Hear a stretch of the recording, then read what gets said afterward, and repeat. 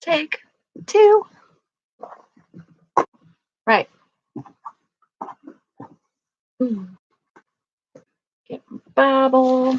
Hello, hello, hello. Gonna wait and see who is hopping on.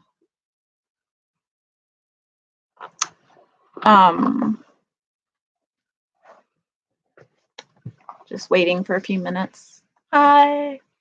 Welcome, welcome, welcome, welcome, welcome. Give it a few seconds.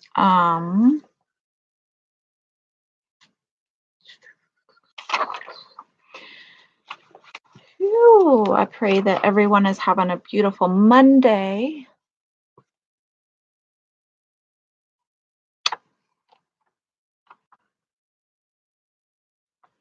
So what was it last night? Was it last night?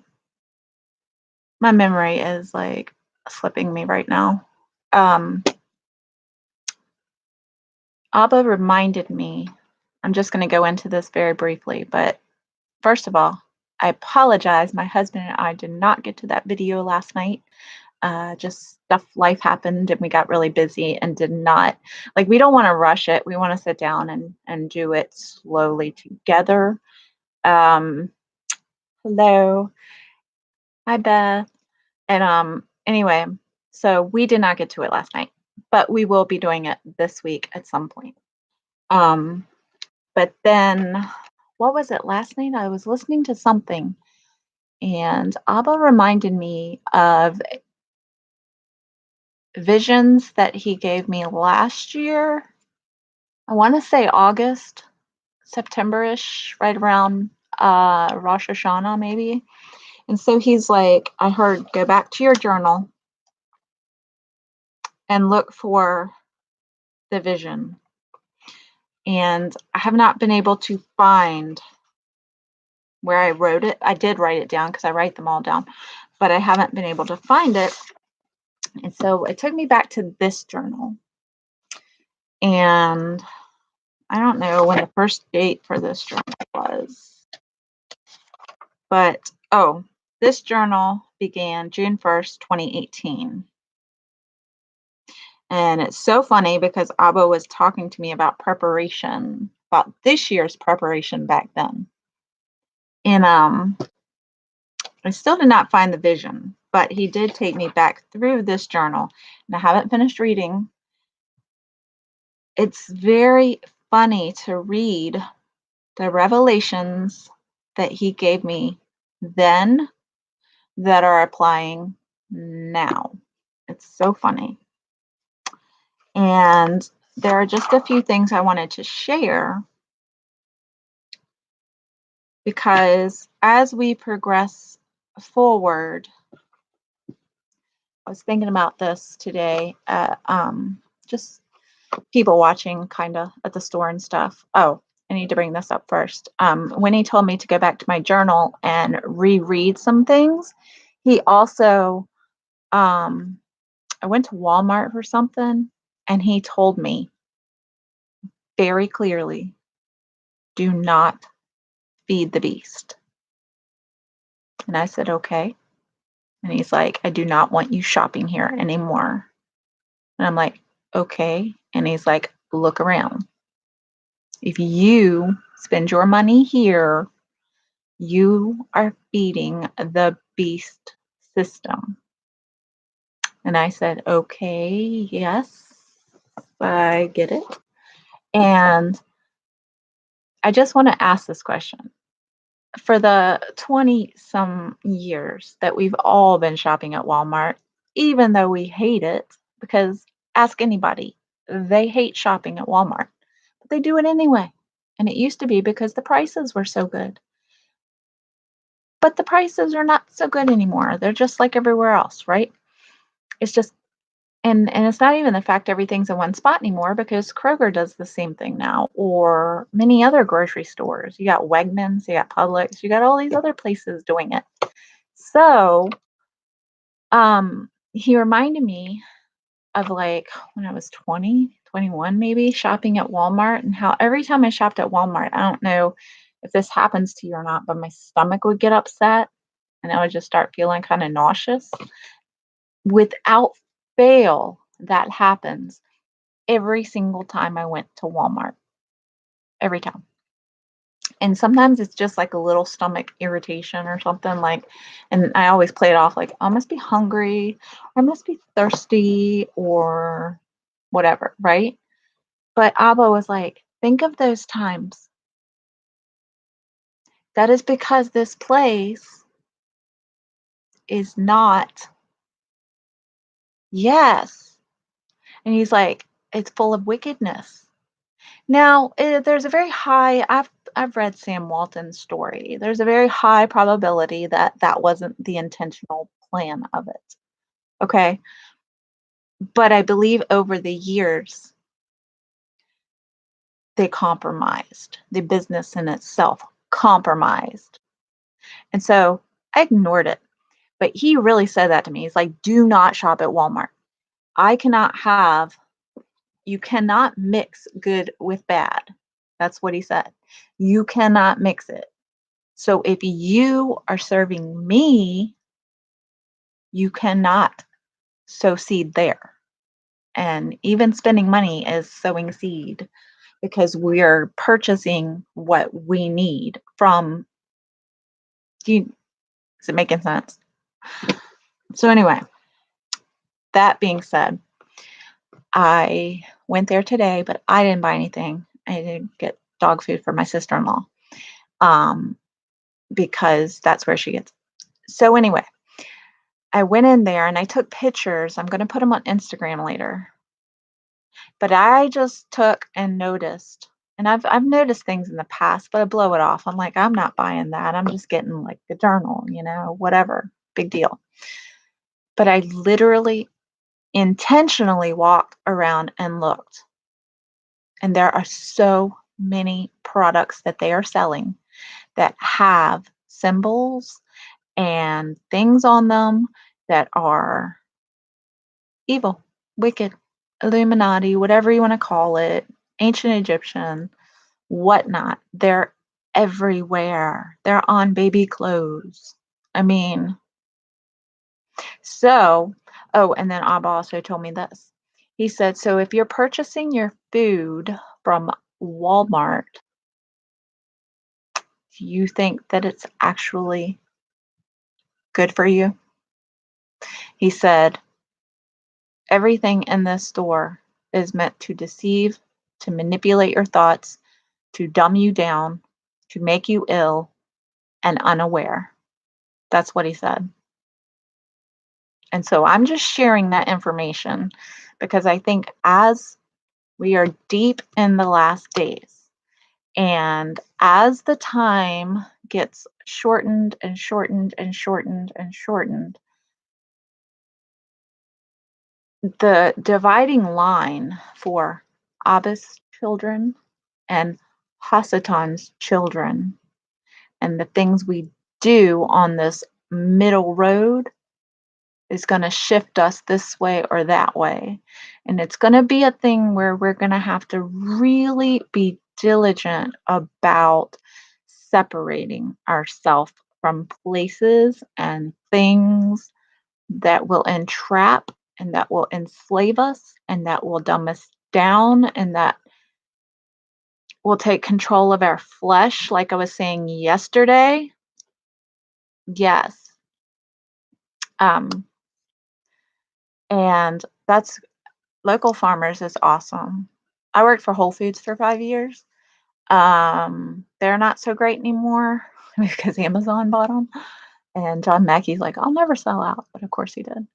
Anyway, long story short, I loved working there. I loved it, although it was like working in Egypt because of the lifestyle that they cater to. So it's really weird because they cater to the liberal lifestyle and then they cater to the very Christian lifestyle. There was no middle of the road. It's like one or the other when you worked at Whole Foods. It was pretty funny. But anyway, I, I don't have a house right now. So I can't plant a garden, but I'm praying. If you'll pray for me on this. Abba started, like I've shared before, told me to pray for the early release of my land inheritance. He just told me to press in and pray for it. And it will be all to his glory because it's for his purposes only.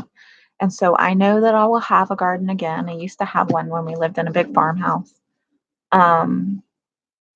But we're really going to have to be diligent about staying away from stuff that's because it's very tempting. It's very natural for us to do those things. So anyway, enough of that. I just wanted to share that. And if there's more of that, I will. Thank you. I will for sure come back and share more. But anyway, so this journal has a lot of stuff in it that I was like, whoa, I didn't write that. The Ruach wrote it. It was pretty amazing. And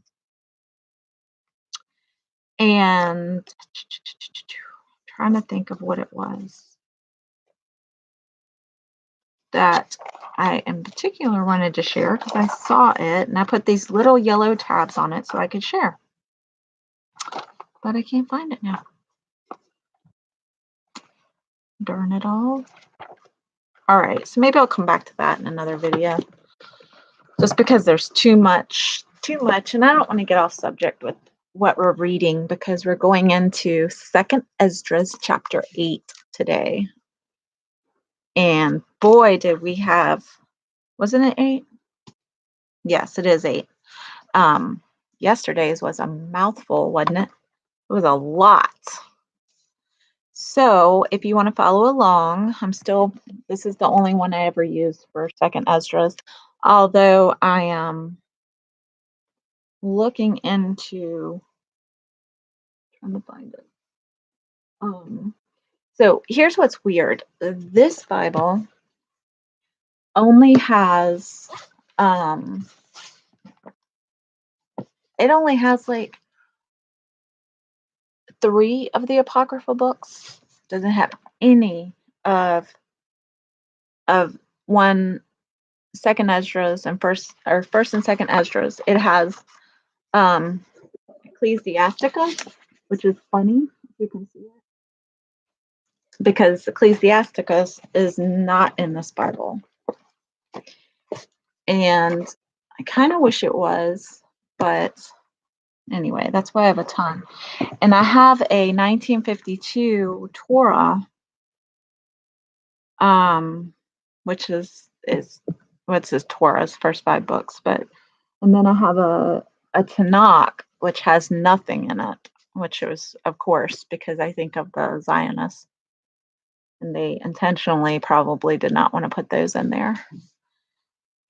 So I was also thinking today when I was at Walmart, I was like, how far have we come? How far have we come? Because I was watching the Bible series last night, and I was watching the part about the Red Sea, and I was just thinking and watching it, looking at Moses, and I caught what he said in the movie where he's like, Pharaoh is not listening, and then he's still, and he's like,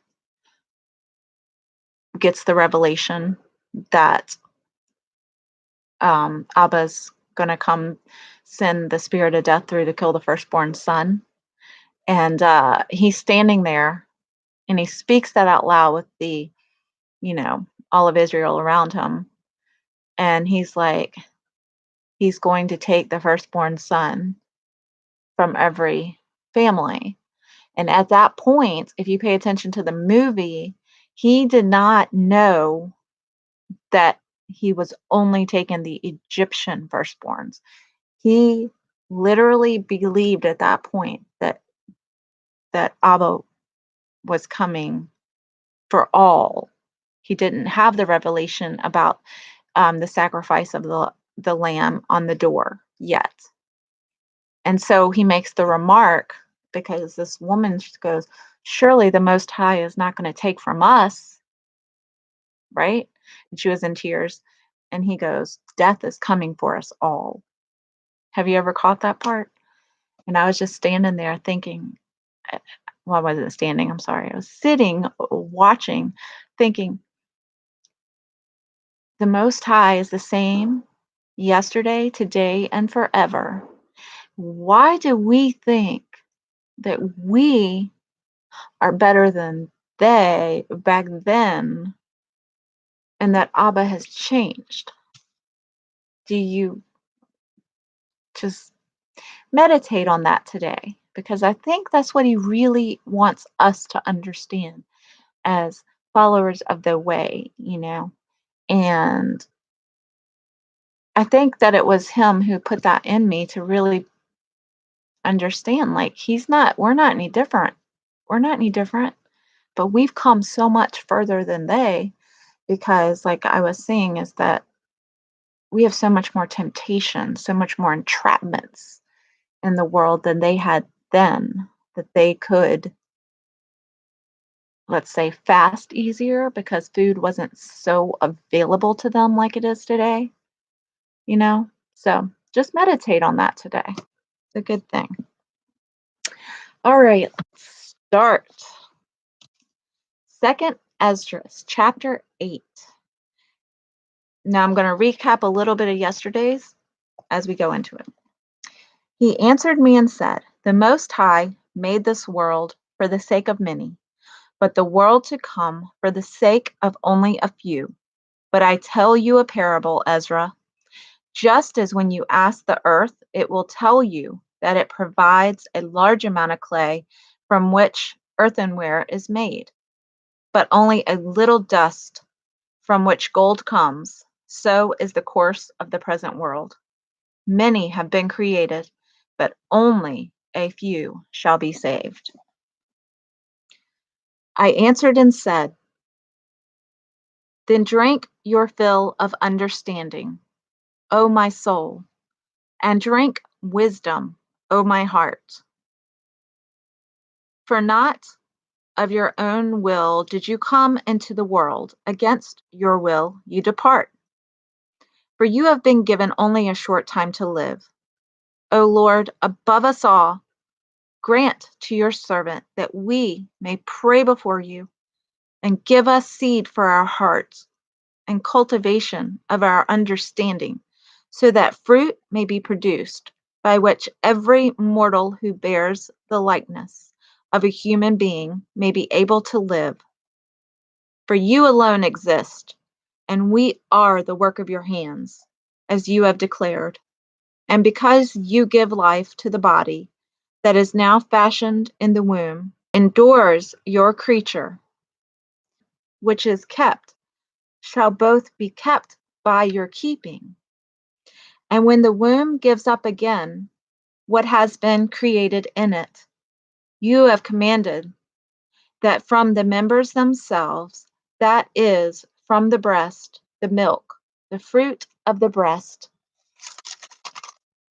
should be supplied, so that what has been fashioned may be nourished for a time, and afterwards you will still guide it to your mercy. You have nurtured it in your righteousness, and instructed it in your law, and reproved it in wisdom. You put it to death as your creation, and you make it live as your work. If then you will suddenly and quickly destroy what with so great labor was fashioned by your command, to what purpose was it made? And now I will speak out. About all humankind you know best, but I will speak about your people, for whom I have grieved, or I am grieved, and about your inheritance, for whom I lament, and about Israel, for whom I am sad, and about the seed of Jacob, for whom I am troubled. Therefore, I will pray before you for myself and for them, for I see the failings of us who inhabit the earth. And now also I have heard of the swiftness of the judgment that is to come. Therefore, hear my voice and understand my words, and I will speak before you. Now, this goes into Ezra's prayer, and many have said that it was a sermon as well as a prayer. The beginning of the words of Ezra's prayer before he was taken up. Ooh, I never saw that before. Wow, that's wow. All right. He said, "Oh, Yahuah, you who inhabit eternity, whose eyes are exalted, and whose upper chambers are in the air, whose throne is beyond measure, whose glory is beyond comprehension, before whom the host of angels stand trembling, and at whose command they are changed to wind and to fire, whose word is sure, whose utterances are certain, whose command is strong, whose ordinance is terrible, whose look dries up the depths, and whose indignation makes the mountains melt away, and whose truth is established forever. Hear, O Yahuah, the prayer of your servant, and give ear to the petition of your creature. Attend to my words, for as long as I live, I will speak, and as long as I have understanding, I will answer. Do not look on the sins of your people, but on those who serve you in truth. Do not take note of the endeavors of those who act wickedly, but of the endeavors of those who have kept your covenants amid afflictions. Do not think of those who have lived wickedly in your sight, but remember those who have willingly acknowledged that you are to be feared. Do not will the destruction of those who have the ways of cattle, but regard those who have gloriously taught your law. Do not be angry with those who are deemed worse than wild animals, but love those who are always to put their trust in your glory. For we and our ancestors have passed our lives in the ways that bring death. But it is because of us sinners that you are called merciful. For if you have desired to have pity on us, who have no works of righteousness, then you will be called merciful. For the righteous who have many works laid up with you shall receive their reward in consequence of their own deeds. But what are mortals, that you are angry with them? Or what is a corruptible race, that you are so bitter against it? For in truth there is no one among those who have been born who has not acted wickedly. Among those who have existed, there is no one who has not done wrong. For in this, O great Yahuah, your righteousness and goodness will be declared when you are merciful to those who have no store of good works. And now this is in response to Ezra's prayer. He answered me and said, "Some things you have spoken rightly, and it will turn out according to your words. For indeed, I will not concern myself about the fashioning of those who have sinned, or about their death, their judgment, or their destruction. But I will rejoice over the creation of the righteous, over their pilgrimage also, and their salvation, and their receiving of their reward. As I have spoken, therefore, so it shall be. For just as the farmer sows many seeds in the ground, and plants a multitude of seedlings, and yet not all that have been sown will come up in due season, and not all that were planted will take root, so also those who have been sown in the world will not all be saved." I answered and said, "Well, if I have found favor in your sight, let me speak.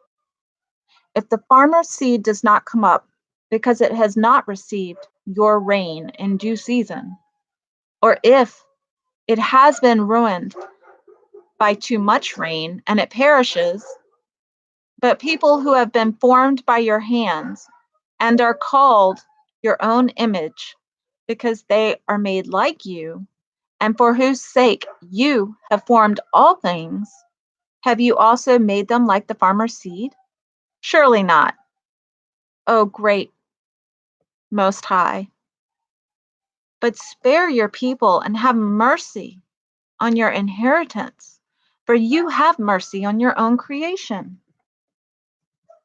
And he said to me and said, things that are present are for those who live now. Things that are in the future are for those who will live hereafter. For you come far short of being able to love my creation more than I love it. But you have often compared yourself to the unrighteous. Never do so.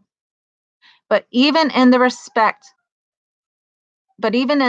respect, you will be praiseworthy before the Most High, because you have humbled yourself and is becoming for you.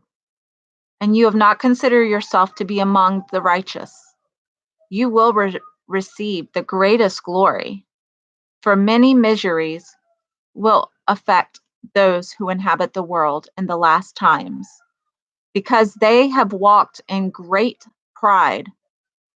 But think of your own case and inquire concerning the glory of those who are like yourself, because it is for you that paradise is opened, and the tree of life is planted, and the age to come is prepared.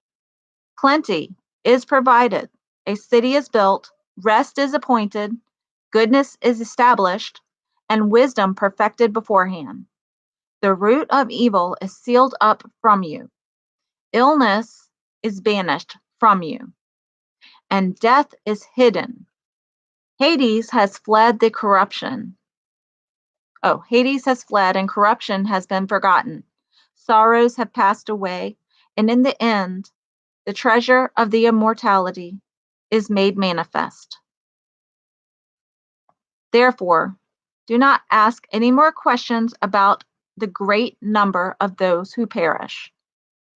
For when they had the opportunity to choose, they despised the Most High and were contemptuous of his law and abandoned his ways. Moreover, they have even trampled on his righteous ones and said in their hearts that there is no God, though they knew well that they must die. For just as the things that I have predicted await you, so the thirst and the torment that are prepared await them. For the Most High did not intend that anyone should be destroyed, but those who were created have themselves defiled the name of him who made them, and have been ungrateful to him who prepared life for them now. Therefore, my judgment is now drawing near.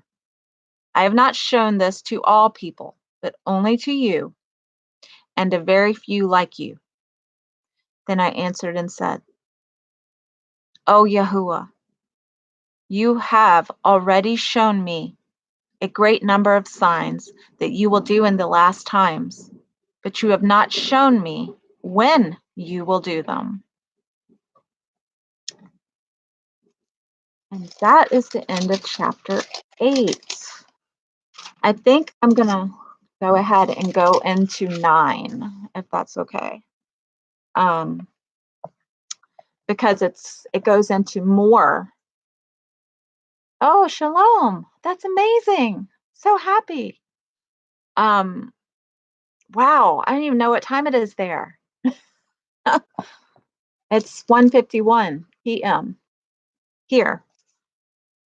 So chapter 9 goes into more about the signs of the end, which is where it's that little bit left. And I kind of just want to go into that and not leave us hanging where he was like, stop asking questions. So, oh my goodness, good morning. All right, so we'll go into 9, and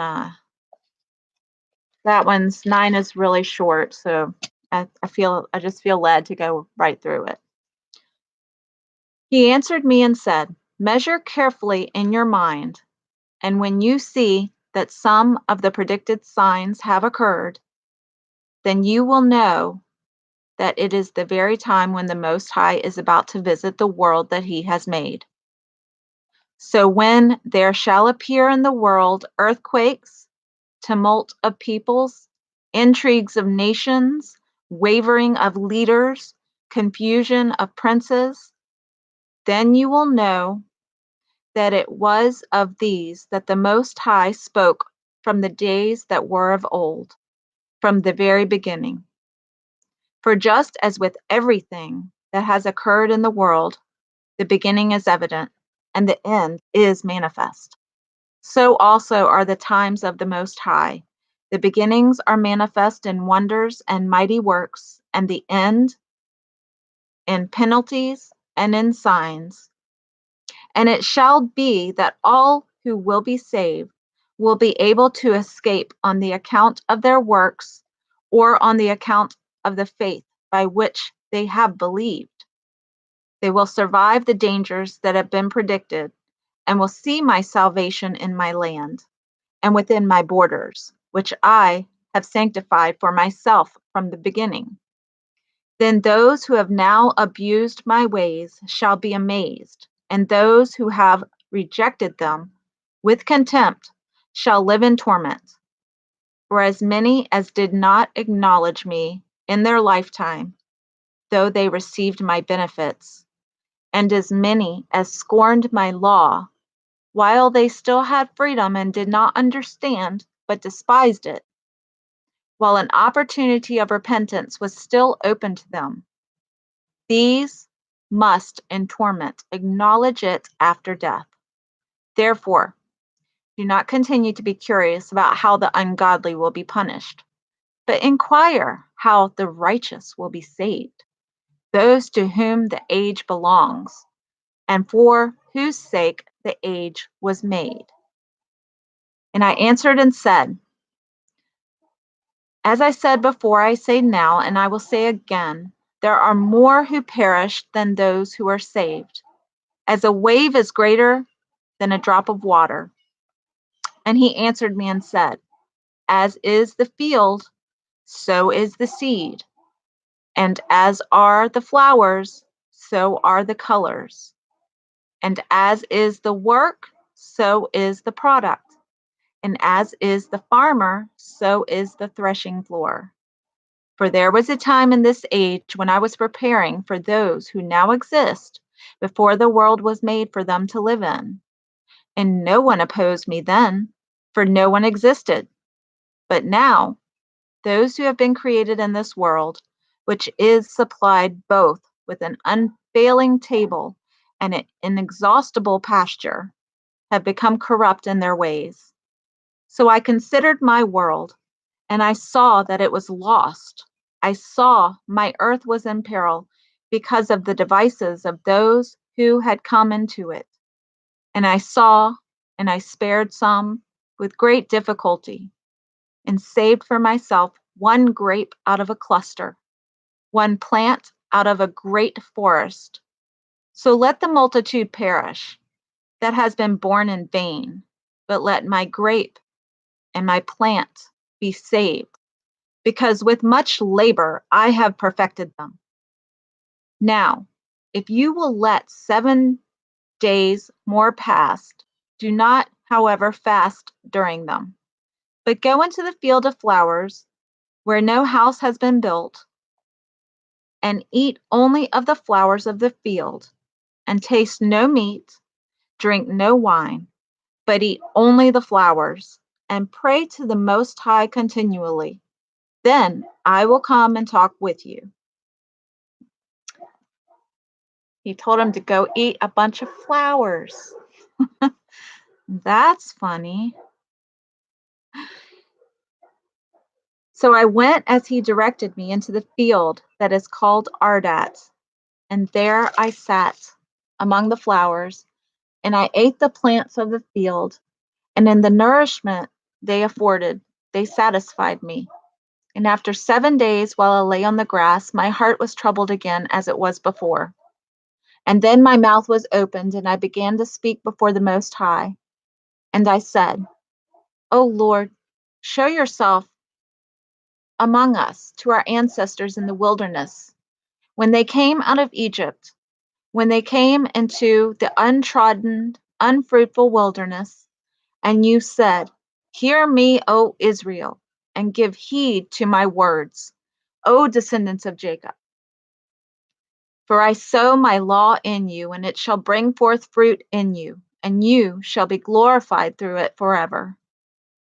But though our ancestors received the law, they did not keep it, and they did not observe the statutes. Yet the fruit of the law did not perish, for it could not, because it was yours. Yet those who received it, they perished, because they did not keep what had been sown in them. Now this is the general rule, that when the ground has received the seed, or the sea, a ship, or any dish, food, or drink, and when it comes about that what was sown, or what was launched, or what was put in it was destroyed, they are destroyed. But the things that held them remain. Yet with us it has not been so. For we who have received the law and sinned will perish, as well as our hearts that received it. The law, however, does not perish, but it survives in its glory. When I said these things, in my heart I looked around, and on my right I saw a woman, and she was mourning and weeping with a loud voice, and was deeply grieved at her heart. Her clothes were torn, and there were ashes on her head. Then I dismissed the thoughts with which I had been engaged, and I turned to her, and I said to her, Why are you weeping, and why are you grieved at heart? And she said to me, Let me alone, my Lord, so that I may weep for myself and continue to mourn, for I am greatly embittered in spirit and deeply distressed. And I said to her, What has happened to you? Tell me. And she said, Your servant was barren and had no child. And though I lived with my husband for 30 years, every hour of every day during those 30 years, I prayed to the Most High night and day. And after 30 years, Yahuah heard your servant and looked upon my low estate and considered my distress and gave me a son. And I rejoiced greatly over him, I and my husband and all of my neighbors. And we gave great glory to the Mighty One. And I brought him up with much care. And so, when he grew up, and I came to take a wife for him, I set a day for the marriage feast. But it happened that when my son entered his wedding chamber, he fell down and died. So all of us put out our lamps, and all of my neighbors attempted to console me, and I remained quiet until the evening of the second day. But when all of them had stopped consoling me, encouraging me to be quiet, I got up in the night and I fled, and I came to this field as you see. And now I intend not to return to the town, but to stay here. I will neither eat nor drink, but I will mourn and fast continually until I die.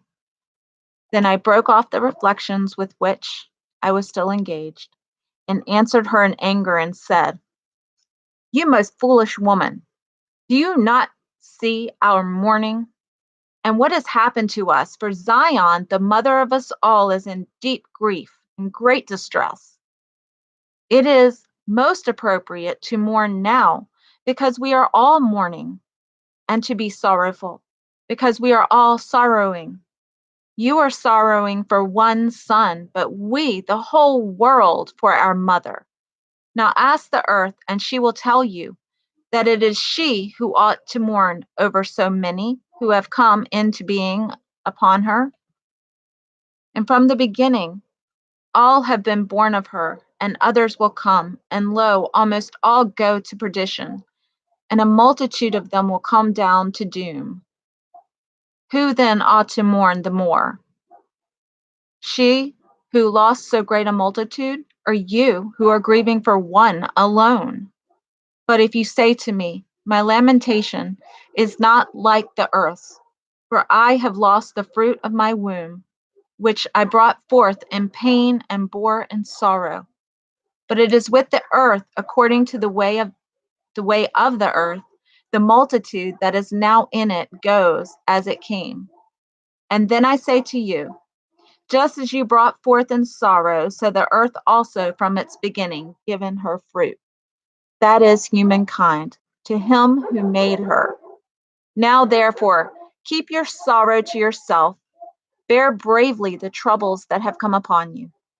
For if you acknowledge the decree of the Most High to be just, you will receive your son back in due time, and will be praised among women.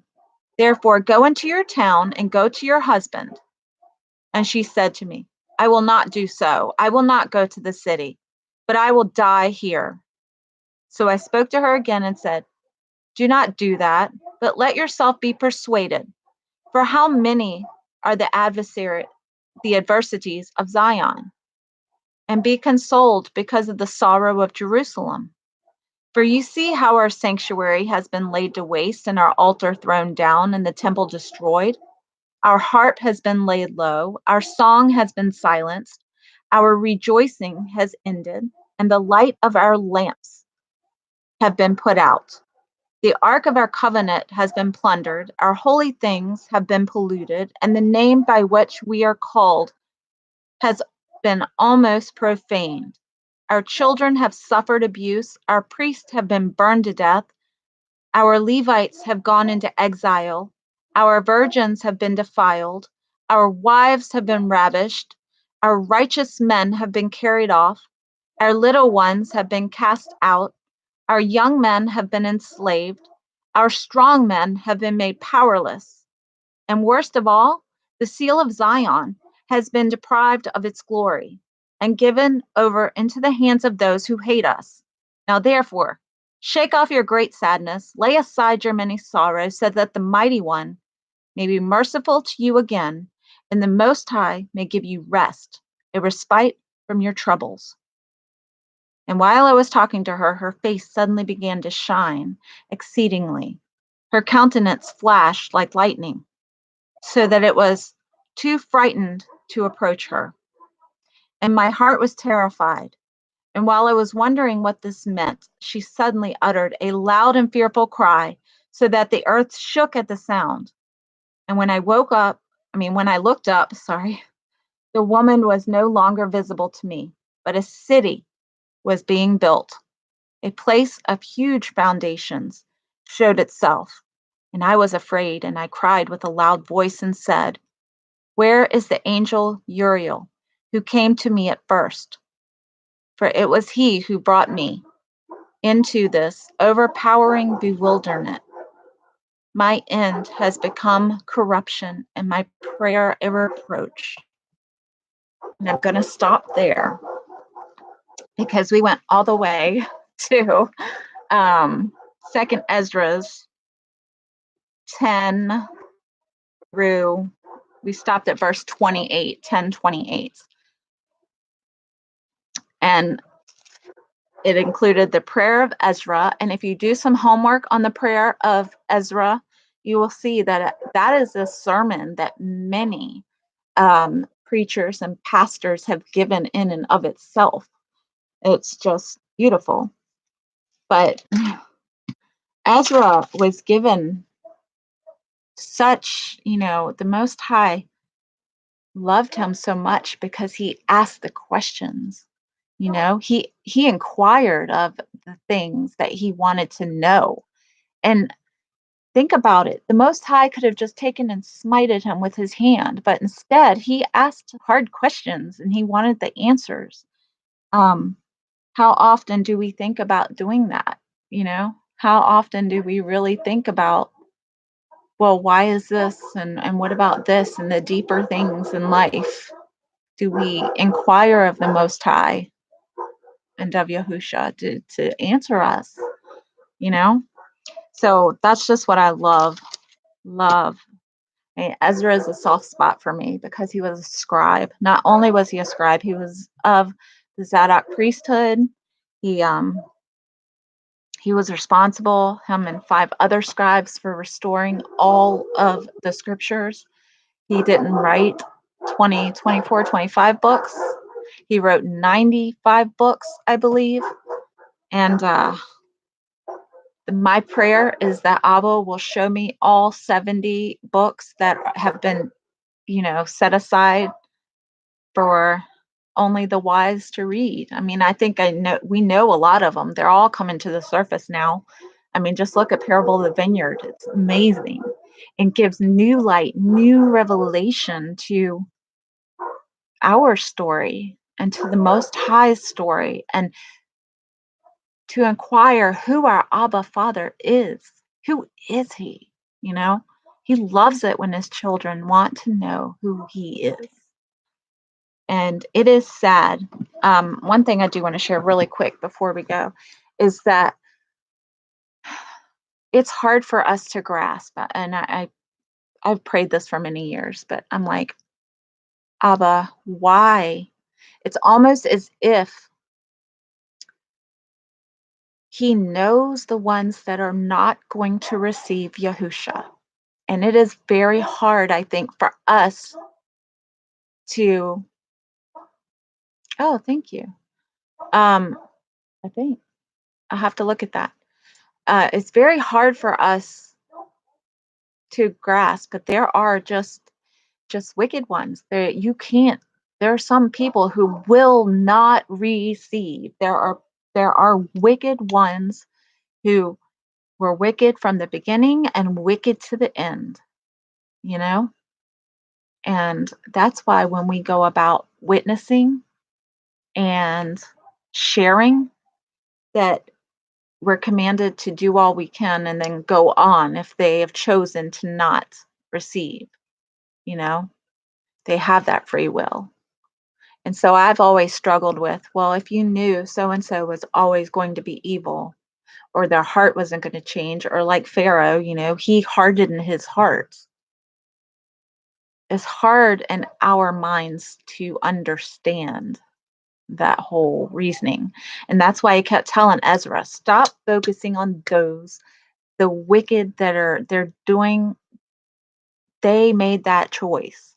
They chose, knowing that death was coming for them. They chose to ignore me. So stop thinking about those and think about the ones and rejoice with those who will be in my kingdom.